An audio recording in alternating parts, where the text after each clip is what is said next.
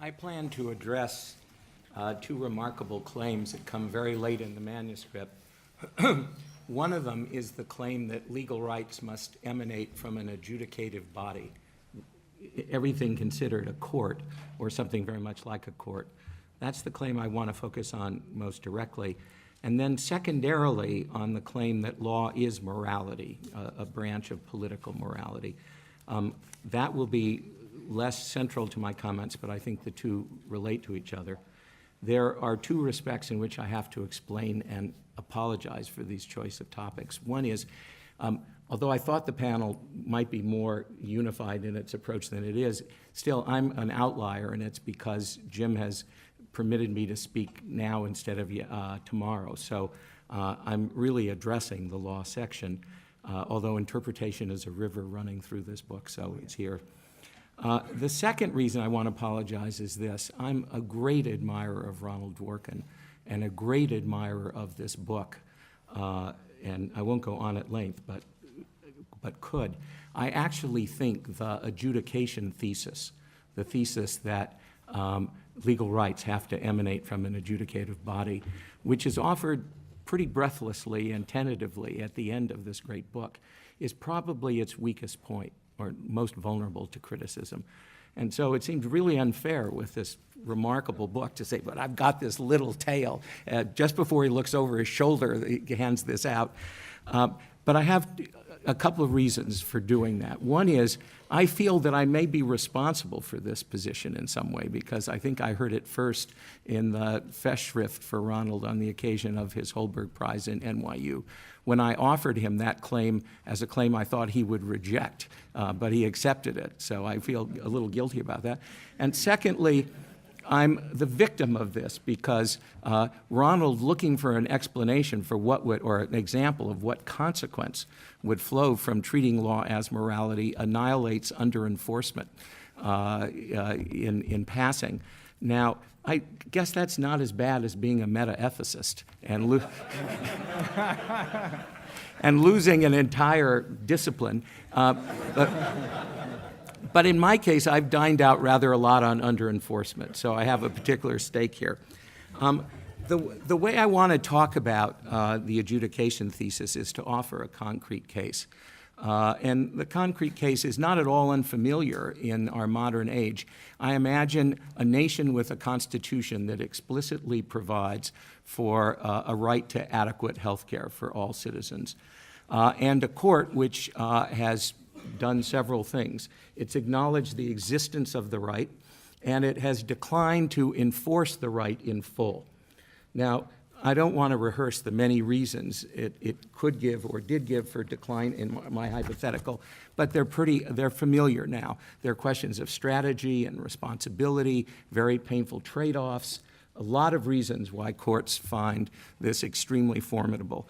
But I imagine that the court has nevertheless indirectly responded to the existence of this right.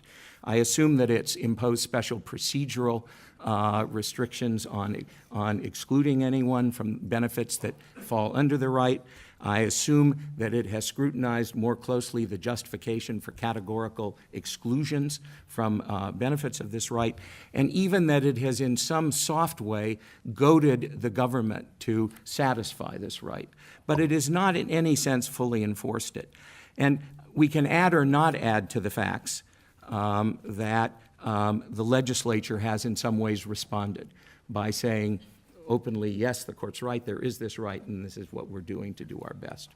Okay, now there are two ways of thinking about this picture, which I want to stress. This isn't a fantasy at all. This is familiar throughout the modern world. The first is that in this country, the right to adequate health care exists, but it can't be fully enforced by the courts.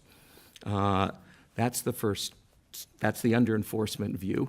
And it's a view which we'll come back to momentarily. The second view is that the only legal rights with regard to health care that exist in this country are in effect the tips of the iceberg.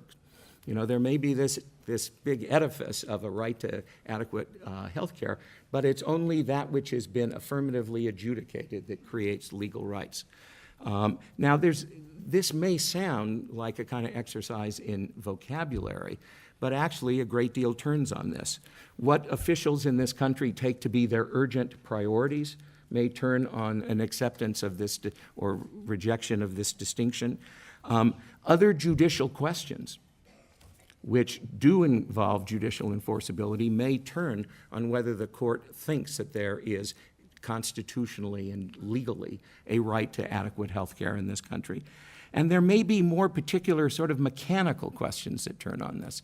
For example, constitutionalists in the United States will recognize in Section 5 of the 14th Amendment a view that Congress's authority, as against federalism restrictions, turns on whether Congress is enforcing the provisions of the 14th Amendment. And it would matter a great deal whether one thought there was an unenforced right to adequate health care in the 14th Amendment, for example, as to Congress's authority. So a lot turns on the question of whether it's the tip of the iceberg that constitutes the legal right, or whether one can speak sensibly of a broad legal right judicially underenforced. Now, Dworkin's reading of this situation is the tip of the iceberg reading, as I understand, and it's puzzling. Why insist on judicial enforceability? I'll grant you, I'll mention briefly the reason he gives, which I may not understand because it seems to me so thin. He gives a reason that once law is seen as political morality, we have to have a way of demarking law from political morality. But that seems odd. Pretty elementary Hart and Kelson and the evidence of our senses would say there are constitution-making legally authorized bodies, there are legislatures which can create law, and there are courts. And what demarks law and legal rights from other political morality are the rights that emanate from the work of these legally designated bodies. So that's not a good reason, unless I really misunderstand Ronald, and I think I may, for going with the view that law has to emanate from a adjudicative body. And now I want to talk about the difficulties of Ronald's position from, well, no, I'm sorry, I have to go back a minute. I want to talk for a minute about why I think Ronald might be attracted to this view, apart from the reason he gave, because I think it has certain advantages for him. One is it explains what many people have criticized his legal theory in the past as being, which is almost exclusively focused on the work of courts. And people have said this isn't a theory of law, it's a theory of adjudication. When Ronald brings adjudication and law together, as he does here, he dismisses that criticism and explains himself. There's another advantage, I think, and this takes us into the law is morality view, and that is there's an obvious puzzle about the view that law is morality. And the puzzle is there's an awful lot in the huge corpus of law that doesn't seem to have anything to do with political justice. There's the Uniform Commercial Code. There's the antitrust laws. We could go on and on and on. Vast aspects. There's zoning laws. There are vast aspects of law that don't seem to be the solution to or additions to political justice or political morality. And to say that law just is political morality is to fail to note what the corpus of law looks like, one might say. But if you adopt Ronald's view, which is in effect that the Constitution and the legislature, in some important sense, at least with regard to rights, and perhaps in general, doesn't create law, doesn't create legal rights. The Constitution and the legislature just creates a very powerful source of law, but the court must usher it into being with its authority. You then have one explanation to the question, how on earth could we see law as morality? And the answer would be that in that act of ushering legislation or the Constitution into law, the court is always invoking, however tacit, however irresistible, however obvious, a judgment of political morality. And that judgment is a complex judgment about the authority of legislative bodies in a democracy, or the authority of constitution-making bodies in a democracy, and the fairness of imposing restrictions. So the notion would be, in the relatively thin and tacit birthing of law that a court engages in, that's where the political morality enters the story. And that's a great advantage for Ronald's claim. But there's a great disadvantage for Ronald, it seems to me. And the great disadvantage is this. It's been very important for Ronald throughout his career to insist that when people disagree about unsettled questions of law, like what the law of torts is in jurisdiction X, they're not saying what the law should be, but what it is. And they're looking at those principles or moral precepts or precepts of other sorts imminent in judicial decisions and giving them their best interpretation. And their best interpretation is what the law is. And that's what gives law its continuity, and that's what makes, in some sense, the rule of law possible, even when judges would seem to be creating it as they go. Now, if one adopts the view that I've imposed on Dworkin at this point, and says, no, that's not true, even the Constitution and legislation, at least with regard to rights, isn't law. It's just law in waiting.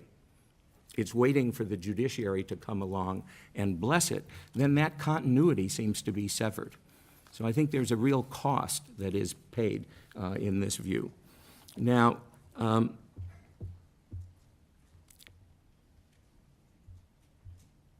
I want to point out that, well, you know what, I think I will, I'm getting some time pressure, but I want to